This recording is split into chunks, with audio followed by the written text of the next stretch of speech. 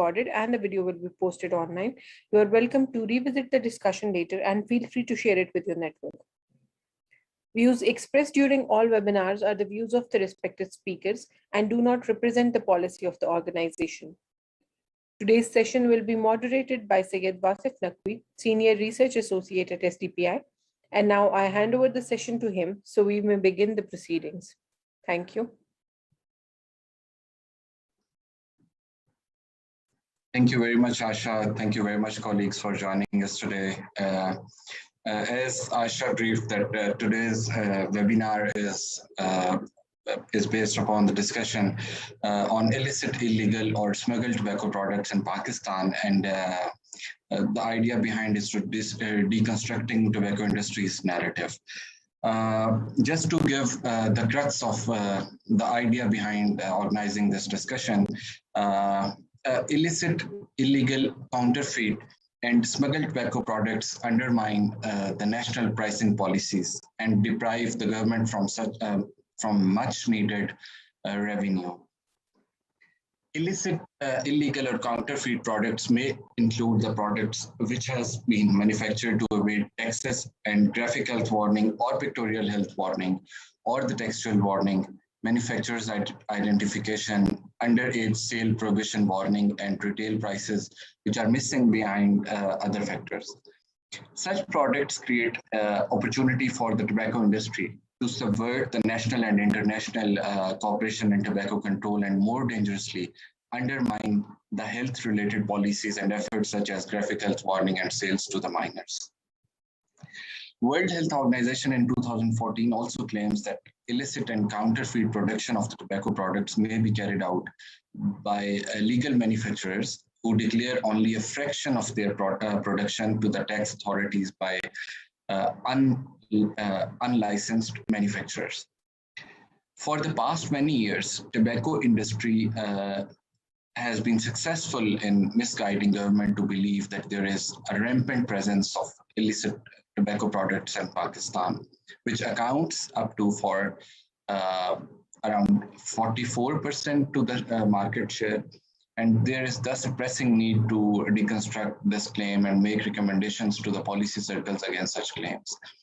So today's panel intends to delve upon the following two aspects. Number one is the tobacco industry being successful in convincing the government that illicit trade is rampant in Pakistan, masking their own involvement in the process and has prevented any further taxes on the product, which we have witnessed in the last budget also. Number two is what role the tobacco advocates can play in countering this narrative and informing the government about the health implications and the role played by the tobacco industry in illicit and illegal tobacco products. So for this, I would request Mr. Wasim Iftikhar Janjua to start his agenda setting presentation for today's webinar.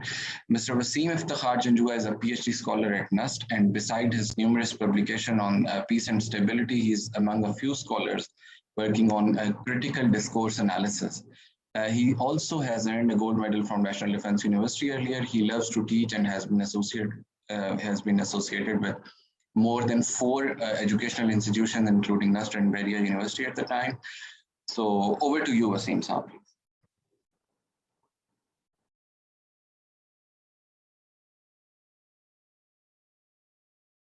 Thank you, Wasif.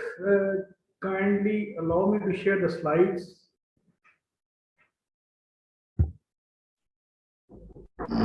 Certainly, sir.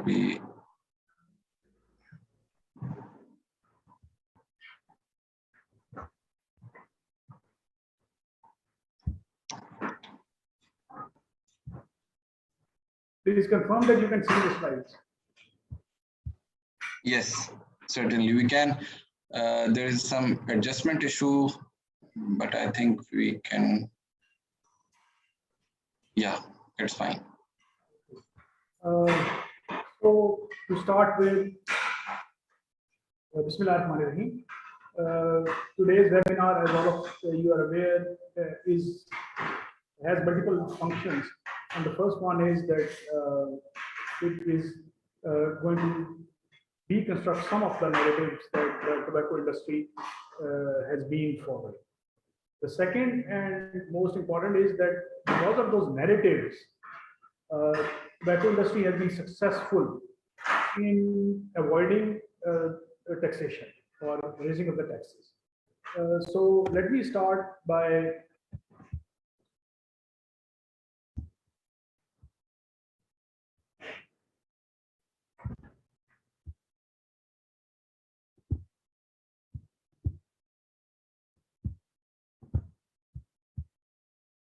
okay.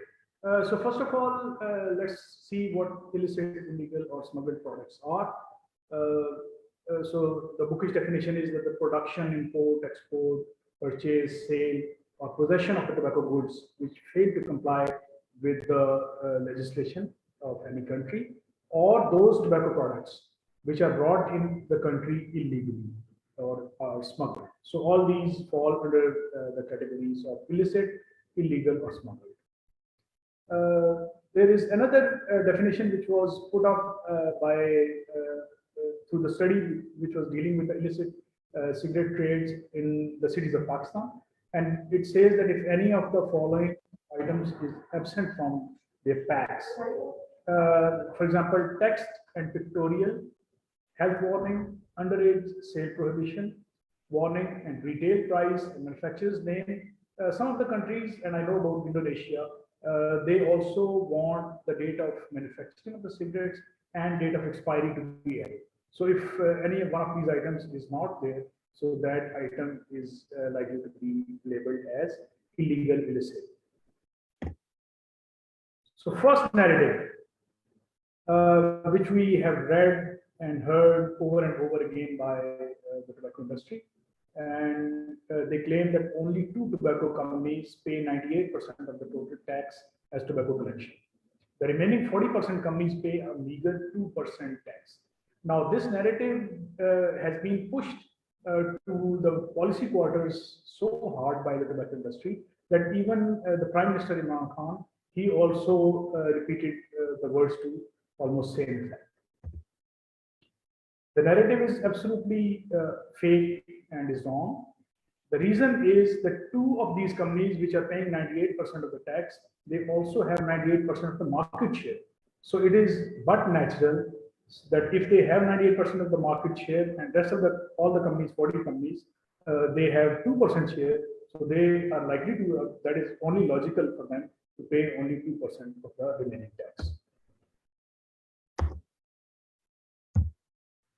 The next tobacco industry narrative is that during the last 3 years, the volume of illicit trade in cigarettes in Pakistan has increased rapidly from 23% in 2018 to 34% in 2019 and 40% by 2020. So now, again, this narrative is fake, is a lie, because there are 2 studies. One study by Panama which claimed that illicit or illegal tobacco is at 9%.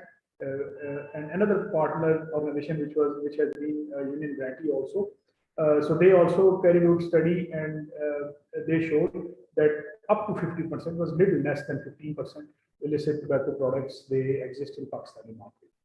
So again, this narrative is again fake or a lie. And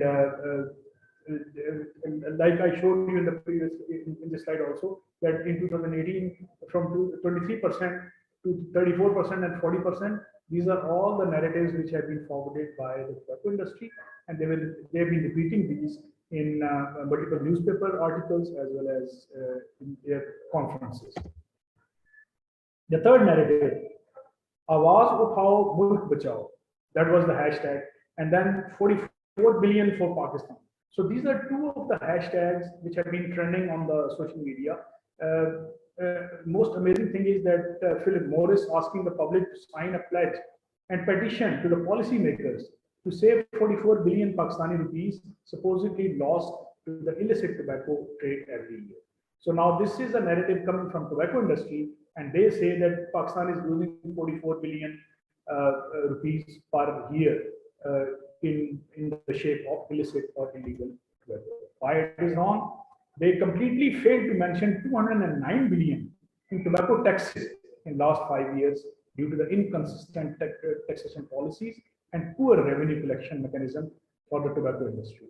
All of us are also aware that when the governments wanted to launch track and trace, all these industries, tobacco industry and cement industry, and sugar industry, and all of those who were in the gambit of likely to come under the gambit of this track and trace, they went to the court and they got a stay order. But luckily, that stay order has been removed, and now government is going to launch track and trace. So if they are touting 44 billion for Pakistan, I'm sure they will be willing and happy to pay whatever money they actually owe to the FPR or to the people of Pakistan. Tobacco industry complicity, they were caught red-handed. Philip Morris Pakistan itself was caught using an undeclared warehouse of former factory to churn out the black market cigarettes. The truck, as soon as it left Mandra, it was caught by the FPR, and 1.3 million black market cigarettes, all with branding from subsidiary of one of the world's largest tobacco companies, Philip Morris. And that truck was caught. So when they carried out further investigation, right in their warehouse in Mandra, they had 60 million illegal tobaccos stashed over there, which they were going to spread all over the country. Illicit cigarette factory in a small valley nestled among the mountains near border of Afghanistan found manufacturing equipment that had come from Philip Morris. So there was a factory in erstwhile Fata area, which also had the machines or the manufacturing equipment which belonged to Philip Morris. And one of the studies carried out in South Africa that claimed there was some illicit and illegal practices by the tobacco industry. It actually used the word obnoxious. Under reporting in Pakistan by the tobacco industry, cost the country 15 to 47 billion rupees, or 143 million to 448 million dollars in taxes each year between 2015 and 2018. So this study claimed that within 3 years, an average amount of 143 to 448 million dollars was lost by the people and the government of Pakistan, because these tobacco industries, they actually evaded the taxes, and they also carried out other ill practices. There are just two conclusions from two of the studies. 1 in 6 cigarette packs caused in Pakistan could be illicit. These figures are far less than those which are propagated by the tobacco industry. And this claim was carried out, has been mentioned in the study, which is illicit cigarette trade in cities of Pakistan. That study was carried out by very well-reputed researchers, and that this was one of the conclusions. The second study carried by Preha and others, which carried out illicit trade in 5 South American countries, they claim that claims by the tobacco industry of a positive association between price and tax changes and illicit trade are unsubstantiated. And they carried out the study in very large countries such as Brazil, Argentina, and other South American countries. So to sum it up, I believe that tobacco industry is busy in propagating the narrative which are unsubstantiated, which are a pack of lies, and they continue to mislead and misguide the government of Pakistan and keep distracting them from the core issue, which is the increase in the taxes. And it has been repeatedly proven by many studies that if the government increases the taxes, the prices will go up, government will earn more revenue, and smoking will go down. And smoking will go down, that means that the national health will become better. But the tobacco industry doesn't want government to listen to this narrative, and instead they are propagating whatever I have told you. Thank you very much for your patience. Very much, Wasim Saab, for these valuable comments and very valuable input on the subject. I would now move on to the second panelist, who's Dr. Amina Khan. She's an MBBS doctor.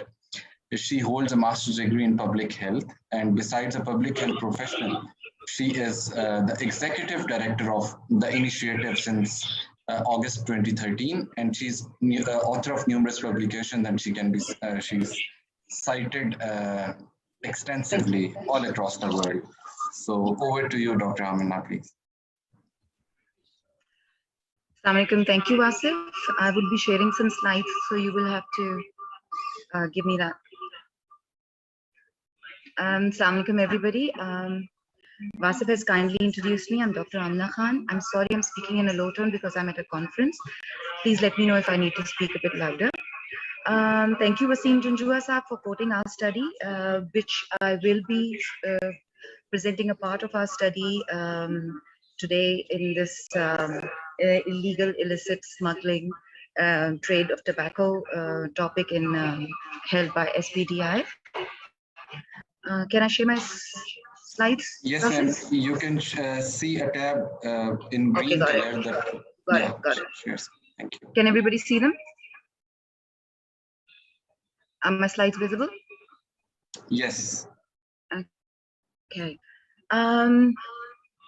The illicit cigarette tobacco trade in Pakistan is the topic today, and the way I'm going to present my presentation is looking at the themes which have been set for this talk today, and hopefully all my objectives are going to feed into those two themes. First of all, I need to declare that there is no conflict of interest, and I have no links with the tobacco industry and the front groups. The objectives of my presentation today, and take you through the flow of my presentation, is first, bit tobacco-related facts and illicit trade, which Wasim Junjua Saab has narrated most of them, TI estimates and their interference. So I'm not going to spend much time on them. Then the independent estimate, which was a stop survey, which we conducted. I'm going to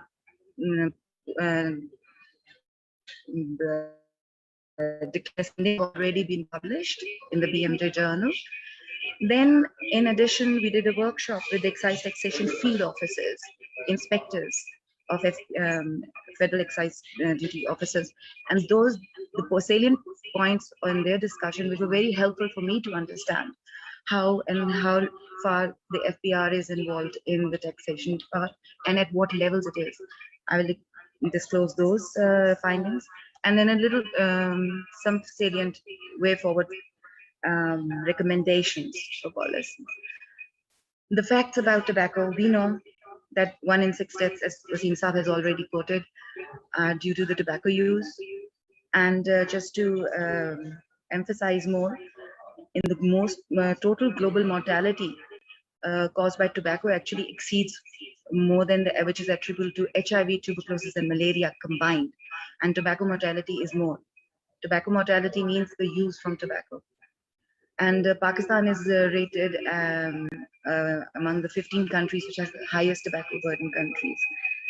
And where Pakistan figures are, we know that there are 24 million adults using tobacco, according to the Tobacco Control Cell. These are the figures from there. And 160,000 tobacco-related deaths, actually more than that, happen annually. And we know about the prevalence, which is 19%. In Pakistan, in which there's gender-wise male is 31%. Regarding illicit trade and taxation, a bit about definitions. They're the same as Mr. Wasim has said. To my understanding, illicit tobacco trade is any practice that relates to tobacco production, shipments, receipt, possession, distribution, sale, and purchase, which is prohibited by law. And tax evasion is illegal activities which pay less or pay no taxes. And in Pakistan, some facts about Pakistan is that the tobacco excise tax is approximately 53%. This could be few percentages above or lower. This approximation is taken from the lower tier and the 2 tiers, and we've taken an average from average figure, and which is far less from the WHO minimum recommendation, which is 70%. This is the excise taxation rate percentage I'm talking about. And we know for a fact that the prices of cigarettes in Pakistan remains one of the lowest in the world. And in the illicit tobacco trade is considered where, through our studies, we realized that illicit tobacco trade is actually a very broader category than tax evasion. Tax evasion will be a part of illicit tobacco trade. And there is a criteria set by the government that packs do not always, which if you don't have those criteria fulfilled, then the pack is rendered as illicit. But tax evasion usually never equates to it. So, for example, I'm going to quote this a personal communication with an FPR. They said that if the government of Pakistan considers cigarette pack illicit, if it does not meet the 5 criteria based on health and 8 warnings and manufacturer and price details, and their absence of any one of these criteria does not always mean the tax has not been paid. So this is the loop. This is what we are dealing with. The government has one criteria and this tax and what the understanding of FPR is another. Whether they overarch or whether they are on one page, it's a little bit different. Coming to my next slide. We know about the tobacco industry interference and their tactics, and there's some facts. I'm not going to go into details, but we know from literature, reviews, and everything what is there and published and authenticated. We know that Pakistan Tobacco Company usually they release these figures of 39.4% to 40% from 2016 to the first half 2017. These are the figures released by them that illicit tobacco trade in Pakistan is coming to that percentage. The EMI estimated the extent of illicit trade in Pakistan between 2012 to 2017 were about 22 to 37%. Similarly, the ITIC and OE published paper estimates that they are 25 to 42% in the period of 2012 to 2017.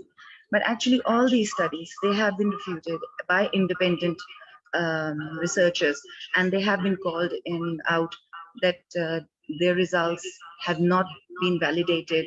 And once asked, they have been refuted, and they have a conflict of interest because most of these figures were given by like Empty Pack survey in which Philip Morris International was a participating company. So there's a conflict of interest there. So we don't know how correct they are. One other such report was made public that asserted that illicit trade constituted 41% of the cigarette market share, and increase in taxes will lead to more smuggling, a claim which is often made by the industry and constantly refuted by independent researchers in the country.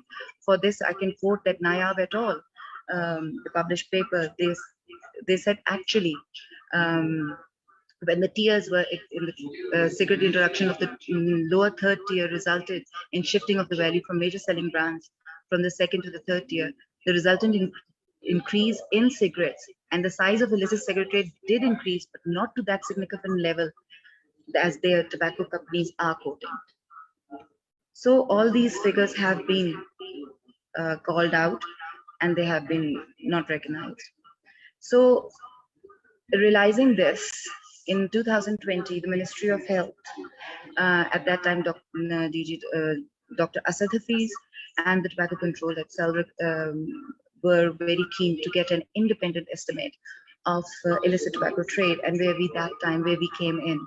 And as an organization, we were the organization we conducted under the supervision of University of York, a survey, a stop survey, which was it had 4 objectives, and one of the objectives was illicit trade. And because of that gap, this survey was conducted in the 10 most populous cities.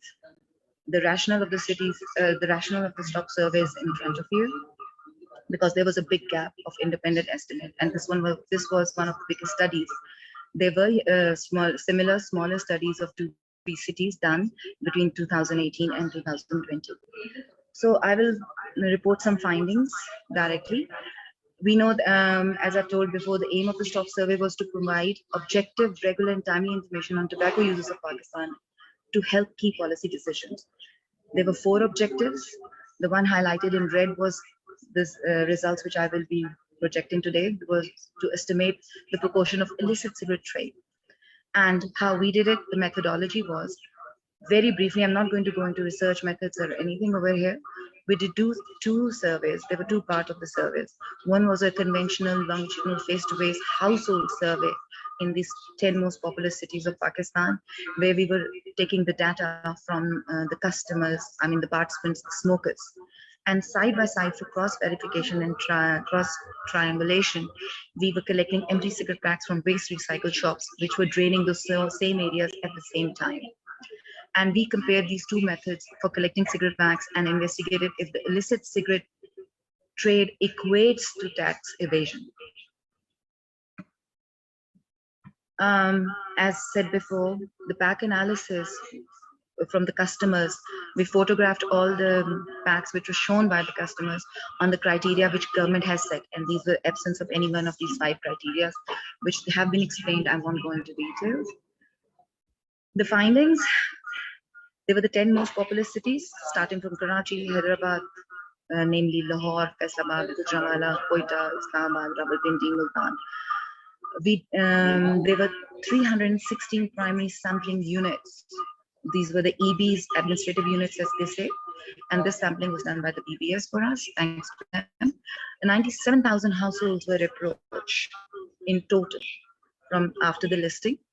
6,014 smokers were randomly selected and interviewed. This was not a small sample size. And out of those 6,000 smokers who we interviewed, 40% of them showed us the cigarette packs. So that 40% which showed the cigarette packs, that was the data we analyzed from the consumer survey. And side by side from the waste recycle store survey, we collected around about 17,000 cigarette packs, and out of which 6,213 packs randomly selected to equate to the 6,000 sample in the consumer survey were analyzed. So in total, 8,000 cigarette packs were analyzed. Quickly, I'll just go to the figures.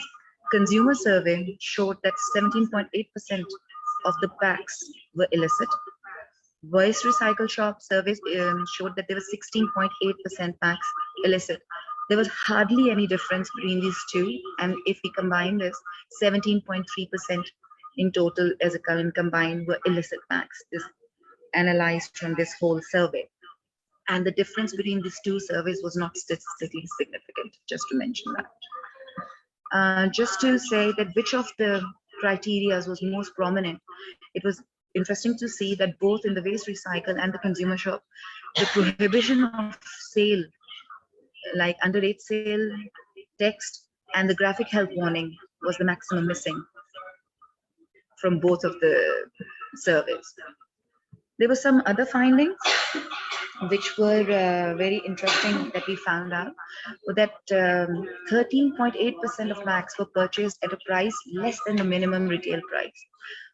Just to elaborate a little bit, and I'm sure Wasim Saab from WHO is also over there, he has some questions on them, that out of the 13.8% packs which were purchased at a minimum retail price, less than the minimum retail price, 2/3 of them were illicit, but 1/3 of them were licit. So over here, there was a bit of confusion that this 1/3 implies that it is possible that small proportion of cigarette packs sold in the market meet the legal criteria, but still not pay taxes. But it is impossible for us to say that these packs were counterfeit, smuggled, or old than the current legislation, and hence dumped into the market by the industry itself, because in 2019 the minimum price changed from 47 to I think 63. So it could be that there was an old one which was dumped here.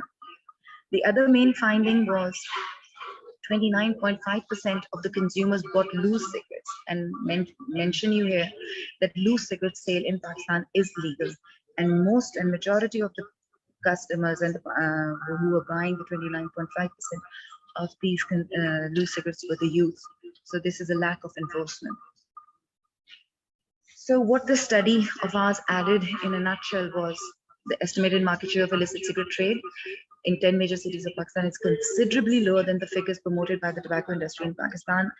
So this is what your theme is, that what are we advocating? The tobacco control. This is what we're helping and giving the policymakers evidence-based, that this is the evidence from the data from Pakistan, that there has been a gap. And our estimates, which is like 17.3, are remarkably similar to 16.8% figure based on the analysis of the market share of illicit tobacco trade in lower mid-income countries in total, globally.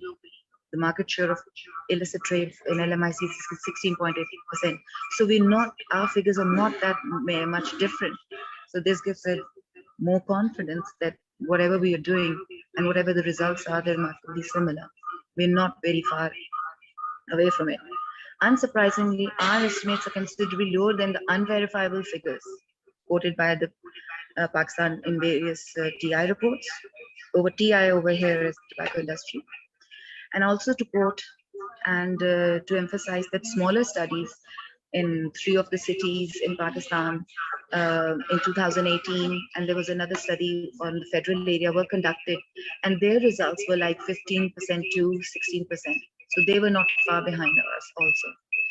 Just to further emphasize for us researchers, systematic reviews of whatever the literature is available in the is published so far, and all the major studies which are authenticated studies. Out of the 35 studies which were studied, 31 studies had found internationally, all over globally, that tobacco industry estimates were always higher than those obtained independently.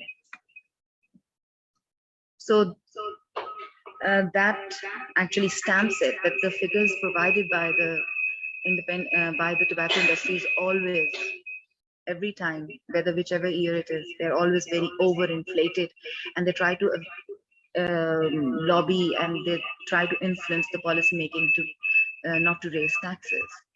And remember that raising taxes and not raising taxes increases tobacco consumption and leading to tobacco deaths, mortality.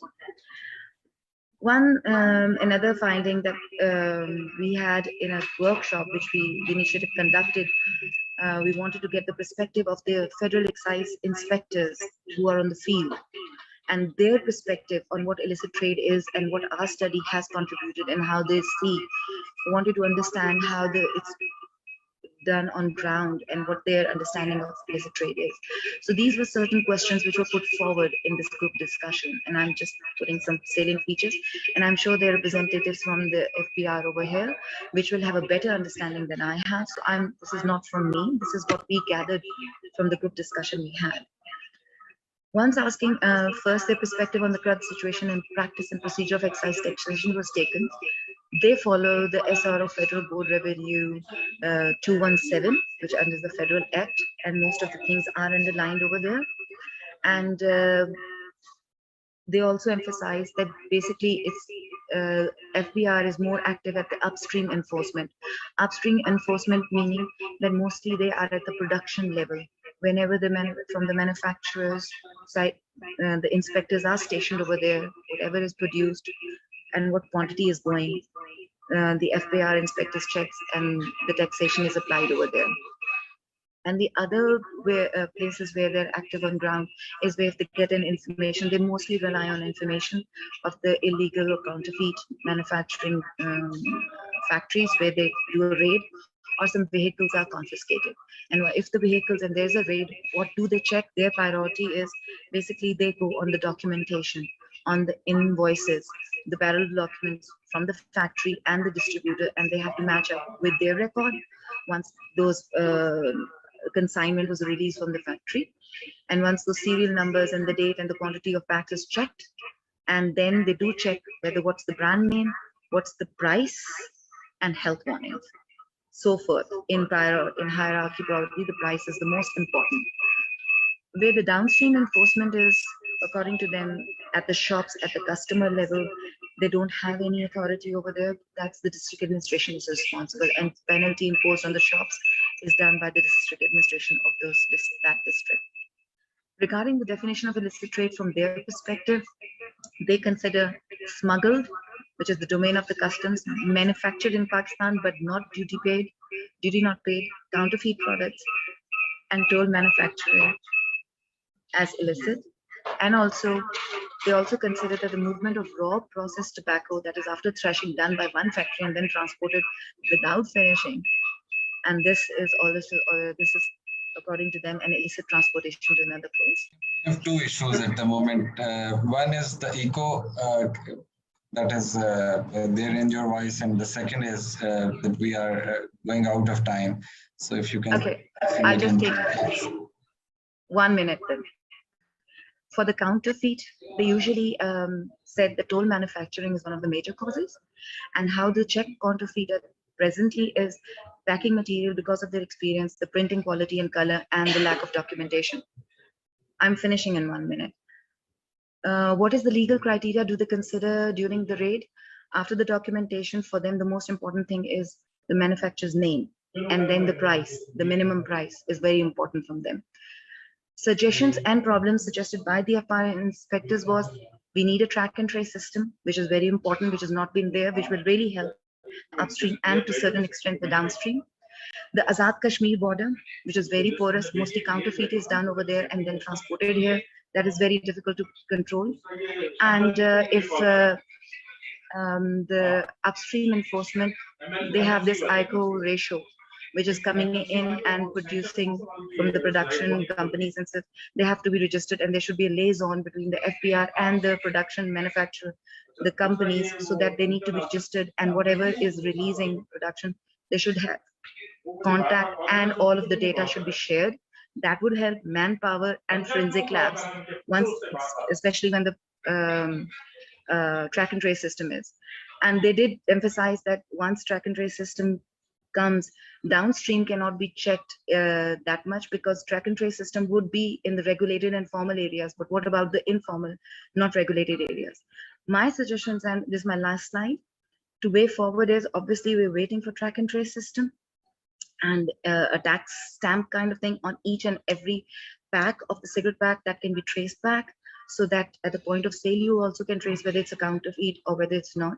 Multi-pronged approach with all the stakeholders. We need to do this together. All the stakeholders which are chopped down here, you can see. FPR to collaborate and suggest what data is required, what is the dearth of data, and then researches can happen and we can provide them where we are concerned. That is our contribution.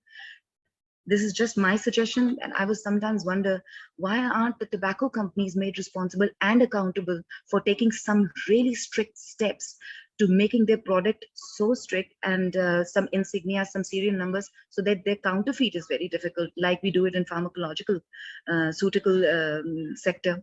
And then plain packaging, which can discourage counterfeit for famous sellable brands, because we know Red and White and Capstan, these are the most sellable brands. Probably plain packaging will help. All the data which has been shared is referenced. You can, my email is here. Most of the data represented over here is from our study. Thank you, and I'm sorry to take this so much of time. And sorry, it was a very haphazard and disturbance because I'm at a conference. Thank you very much. Thank you very much, Dr. Amina Khan. Thanks a lot for giving the insight in a nutshell, and that too after doing extensive research and very concrete findings. And the two slides which were really close to my heart was the illicit trade and taxation, and the other one was tobacco industries and interference. Now I would like to move to Dr. Karam Elahi. Dr. Karam Elahi is additional collector at Pakistan's Custom. He holds a doctorate degree. Beside a successful career officer, he holds a tight grip on the subject of economy. Without wasting much of time, I would request Dr. Karam Elahi to please take the stage. Thank you very much, Mr. Naqvi and SDPI for inviting me to share my very humble observations on the subject with you. To begin with, let me share with you some caveats. First of all, these are my very personal individual views, and they in no way represent the official position of FPR. These are my views as a research scholar, and therefore the position that I take is not a positivist one, but a constructivist or social constructivist one. There can be difference of interpretations of the same data that we talk about and project. And I would also not name or blame any individual. We are basically talking on an issue that is of national interest and concerns all of us. And we believe that something is wrong and something should be done about it in order to avoid the negative adverse implications for individuals, for society, and for the state as a whole. And the last caveat is that, Dr. Amina very brilliantly talked about a number of studies and also issues and the trends in the tobacco sector. But I would very humbly say that alongside many other issues, smuggling and illicit trade and the quantification of these has always been a very tricky and very difficult subject, to say the least. More so in the context of Pakistan, where objective research is pretty difficult to find, and there are always possibilities that the kind of sampling, the criteria of sampling, the methodology of research, and many other techniques and processes within the research process may be either faulty or somehow below par to meet the standards of generalizability and credibility. The case of smuggling, as an officer of customs, I have been dealing with this for the last 26 years. I know it's very difficult proposition to rein in on smuggling. With regard to tobacco in particular, and the tobacco products, including cigarettes, we have been conducting raids and anti-smuggling operations throughout the country. But as you all know, we have had a porous border with Afghanistan and Iran. And there is also this border trade along the line of control with Kashmir. So on all these sides, we have issues. And despite our best enforcement initiatives, the problem continues. And therefore, we need to do something about it. The one case referred to, this Philip Morris case, that is also sub judice before the appellate tribunal, and we don't know what will be the outcome of that case. But since it's a sub judice case, so I think the final opinion cannot be made at this stage. However, let me share with you that as far as Pakistan Customs is concerned and FDR as a whole, our two enforcement arms, the Intelligence and Investigation Customs and Intelligence and Investigation Inland Revenue, both have been doing a fine job, and they have been able to bust a lot of illicit activities, including inside the country and those that emanate from outside. So, for example, the Customs Intelligence in the last one financial year has made close to 100 cases involving 320 million rupees of taxes and duties. And the internal, the inland revenue part of the I also have made a number of cases which involve 353 million rupees as national revenue.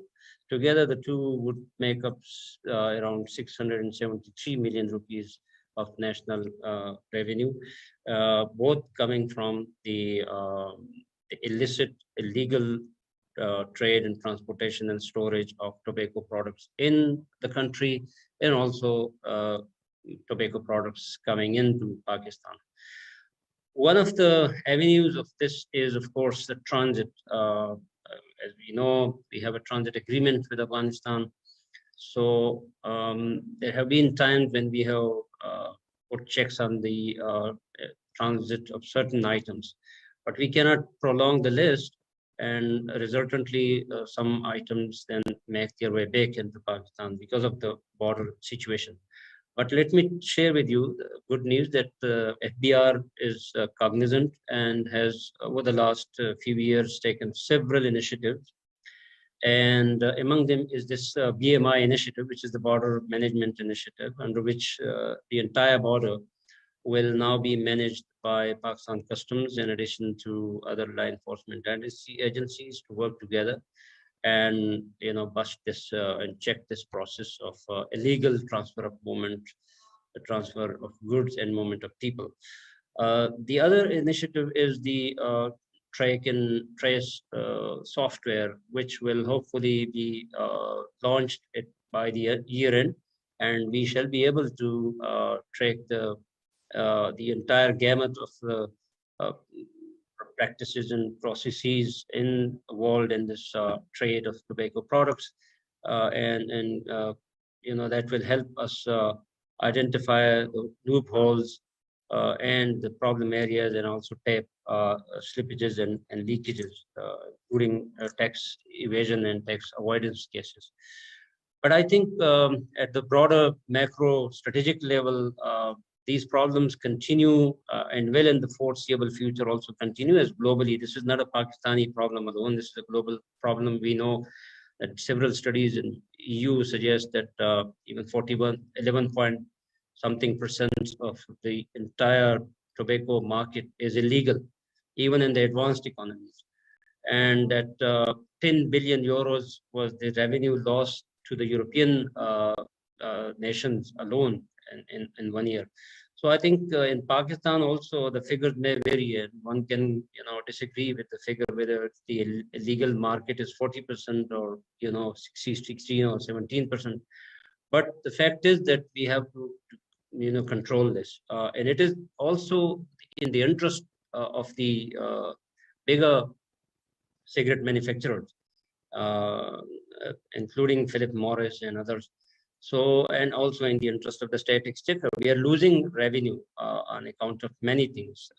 Even if you post inspectors at the factories and conduct audit, things don't continue to produce the same results that we expect. So one of the options is to automate and transform the entire ecosystem of our supply chain, rather than just hitting one particular area or segment or point of transaction. The problem with our economy is that according to different studies, 30 to 40%, some would say even more, is informal. It's undocumented, and the cigarette or tobacco sector is no exception in that overall context. So given the elitist nature of the economy, if I may quote Dr. Ishrat Hussein's book, and also the fact that the overall governance system in the country has not been that efficacious as should have been, and or is the case in developed world, I think such sectors as the tobacco would also have a problem like the one we are right now talking about. Just to share my final thoughts, I would suggest that there is this WHO framework convention on tobacco control, different clauses of which, articles of which deal with and actually bind the member countries to enforce those, including the trade in trace operations, international cooperation, and also the control of the entire supply chain. I think we need to go for a very robust implementation system also. The enforcement, I think, is one area where FDR needs to do a lot of improvement. But of course, because of resource constraints, that I think could not be done to the optimal. One very important area, I think, is that there has to be a whistleblower option also in order to keep a check on the cigarette manufacturers. And third-party audit is also one option. The border management and transit trade arrangements also have to be foolproof in order to make sure that in the event of a CPEC trade regime, where we will have more regional transportation of goods and services and people, the possibility of this, tobacco products sneaking in back to Pakistan by circumventing the transit agreement cannot be ruled out. And I think we have to be mindful of that and must put in place adequate safeguards to obviate that outcome. I think this is a national issue, and together we must work to address this rather than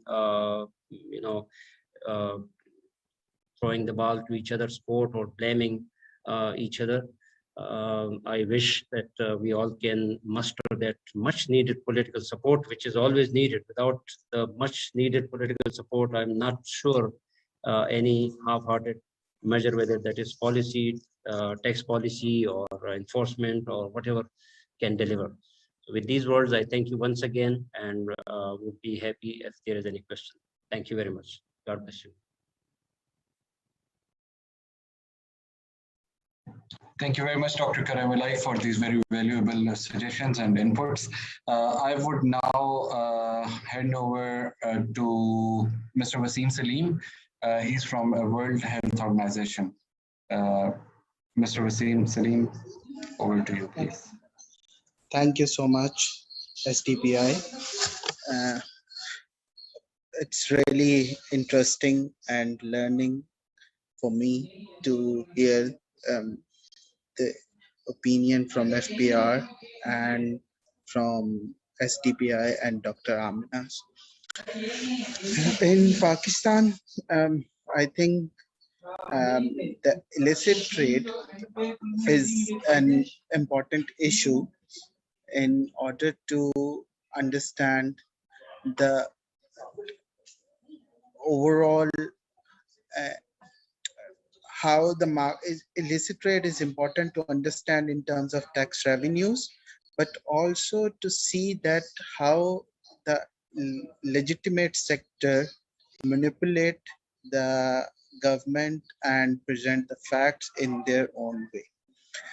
I'll give you a few examples in this regard. But before that, I just want to explain this phenomena of illicit trade. As Dr. Amina has mentioned that there are almost 3 studies, including her STOP survey. All these 3 looked into illicit trade of tobacco products, and their result shows the illicit trade is significantly lower as compared to what industry's claims are. But if we look into this problem of illicit trade, what we found that the problem is not simple and straightforward, that there are certain brands which their prices are lower than the mandatory prices.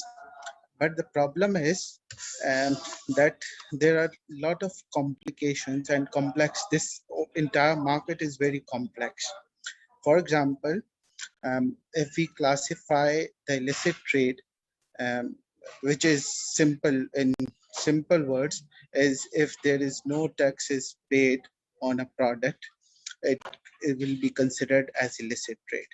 And one thing straightforward, if there is a tax evasion on cigarettes, one thing that one would expect that the price will be lower in the market. But this is not true in this case.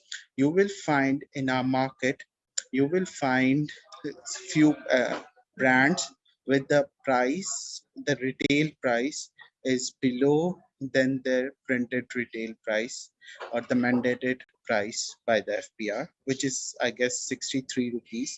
So you will find, if you visit a market, anyone visit a market, you will find some brands with the price below than 63 rupees. But you also find that there are packs which does not compel with the criteria mentioned by Dr. Amina, like pictorial warning, there is an absence of manufacturing details, the retail price information, and their prices are relatively higher or above than the mandated prices. And then there is third one is this counterfeit, which is in the market with the same legitimate brands or packing and labeling, all these things. And these 3 are the major, entirely constitute the illicit market in Pakistan. And in the there are different players in for each type of illicit trade. In case of packs with the market price below than the mandated price, these are produced by local small scale manufacturers. They can be located anywhere in KP, in AJK, or anywhere else. And then you will find that there are packs with with their market price is below, above than more than the mandated price, but still they are illicit. There are two types of things. As Dr. Karamilahi has mentioned, they may be imported cigarettes, but the our hunch and our market analysis, based on our market analysis, which WHO is actually currently carrying out to analyze and understand the illicit trade dynamics, most of them are supplied in the market by the tobacco industry, either via their third party vendors or by their own mechanism. I think FBR in a better position to tell this thing. And the third one is this imported cigarettes from Afghanistan and Iran, or from duty and non-duty paid cigarettes. So the mechanism, unfortunately, these studies which Dr. Amina has mentioned, none of them has looked into illicit trade in this way. Most of them are looking and defining illicit trade in terms of those um, laws, for example, graphical health warning, information regarding the retail price, and ban to sale to minors, and manufacturing details. But according to FPR, it's only about the payment of taxes. So any illicit trade study needs to look and decompose this entire illicit trade into these three sectors.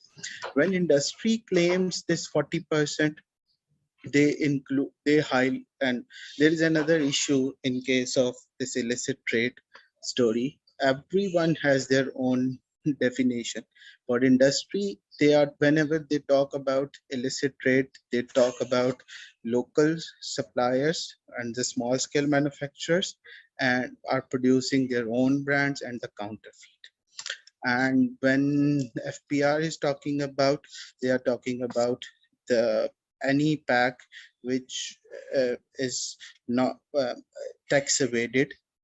And when Ministry of Health and tobacco advocates talk about, they talk about in both of these things, if there is a absence of graphical health warnings and other criteria. So we need to have overall understanding of this issue. And just to update all the participants that WHO is currently working with FPR to uh, conduct a study with the complete ownership of FPR to estimate the extent of illicit trade. Also, one thing I would like to tell, that in the past and maybe in future, we will also see that industry is giving a solution to eliminate the illicit trade via reducing tax rate. And their assumption is that a decrease in the tax rate will reduce the price differential between licit and illicit cigarettes, and then it will, and the industry will knock out these local producers and they will get a larger share. But this entire story, or this hypothesis failed in the past. In 2016-17, we have witnessed that the cigarette prices has gone down. FBR was optimistic at that time that it leads to a massive increase in the tax base and the tax revenues, but they failed. It didn't happen. So one thing that we all have to understand, and I'm glad that Dr. Karam Elahi has mentioned this thing, and Dr. Amina also mentioned that illicit trade, eliminating illicit trade is a tax administration and enforcement problem. It's not a policy issue, and you are not able to resolve it and eliminate it by reducing tax rates on the cigarettes. Thank you so much. Thank you very much, Mr. Wasim Salim, for very brief, very logical, correct, and valuable comments. Now I would move on to Mr. Khurram Hashmi. He's a technical advisor of the Union Pakistan chapter. He's a tobacco control advocate since 1.5 decades or more, and he has been fighting against the this menace in Islamabad High Court. Over to you, Mr. Khurram Hashmi. Thank you, Wasif, and thank you, SDPI, for holding this very important session. This is very encouraging to learn that there is a counter and alternative narrative apart from what tobacco industry has been filling the policy corridors. And this is the right time where we understand that we need to support the relevant ministries, whether it would be health or it would be finance, especially the FBR, that they need to be made aware that the situation is not what the industry has been presenting so far. And since last many years, as the experts over here have clearly and in detail stated that how industry has been manipulating the overall situation, whether with respect to the consumption of the tobacco itself or playing around with the figures when it comes to the smuggling, whether cross-border or illicit, however you may put it. The most important factor right now is that all these partners, all these experts, they have to coordinate among themselves and with the ministries, with the policymakers, whether from the policy progress point of view or from the administrative point of view, that how to improve the existing information incoming channels and resultant actions to counter this challenge of illicit trade, because this is a gray area where industry has been benefiting through manipulation for so many years, and as a result the tax raise recommendations or the policies to be expected have been compromised for over a decade now. And our efforts, our energies to assure this for the sake of the public health, that we are not going to allow the tobacco industry to come forward and play with the lives of the citizens, not only of Pakistan, but also around the world. We must appreciate SDPI's this initiative to bring the discussion on the table and coordinating with all the experts on the subject. And we hope that this effort may be proved very much fruitful by collaboration of partners and presenting a joint narrative, a very in-depth analytical narrative for the authorities to counter any kind of challenge being presented by the tobacco industry, whether in the arena of tobacco taxation or the illicit trade. So thank you very much, and looking forward to work with all of you. Thank you very much, Mr. Khurram Hashmi, and we are cognizant of the fact that these are sub judice matters, and we cannot discuss this much openly, but anyhow, it's our prime responsibility to take it forward as a responsible citizen and as a responsible tobacco advocate. So thank you very much, all the colleagues, for joining us today, and I cannot offer you a lunch, so you can have your lunch. Thank you very much. Thank you. Have a nice day. Thank you, Wasif.